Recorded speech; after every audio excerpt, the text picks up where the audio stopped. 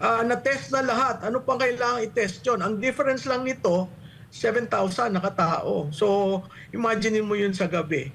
Kung dadating ka sa Davao at makikita mo yung itong mga kasundaluhan ito, kung ikaw mamamayan ng Davao na sanay ka sa peace and order, ay bigla ka makakita ng sandamakmak na kapulisan na hindi mo alam kung ano nangyayari. Hindi ba mababahala ka niyan?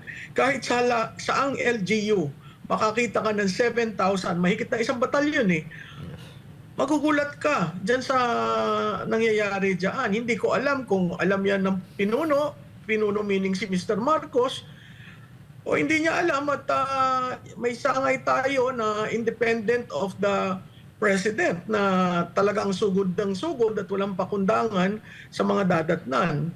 Correct.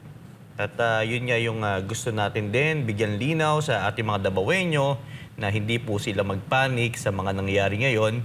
Pero yun nga, Prof, nasubukan na sa matagal na panahon at nasubukan na rin sa KOJC.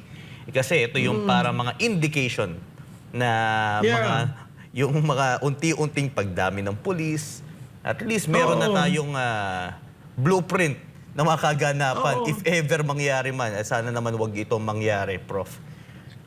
Franco, hindi nga disimulado Di ba? I mean, if you're doing what is this? Simulation exercise. An exercise. Dapat yan nasabihan, may perimeter security para hindi nagugulat ang mga tao at nawawarn, di ba? Yes.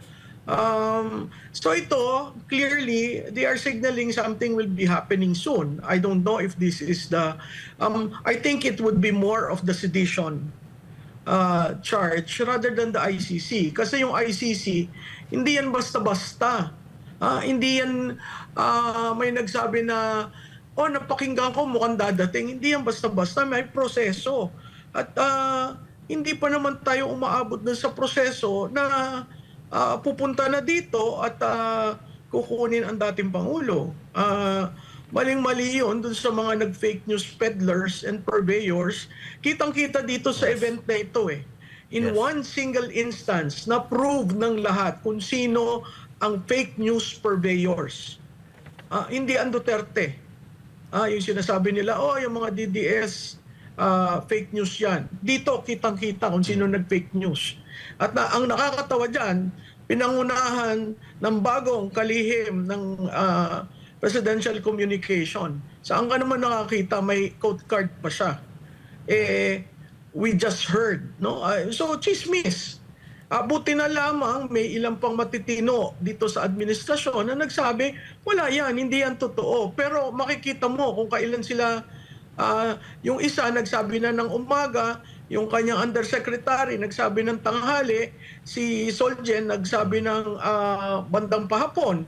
Tapos si NBI nagsabi lang kanina. So, hindi mo maintindihan kung itong administrasyon na ito ay nag-uusap sa isa't isa.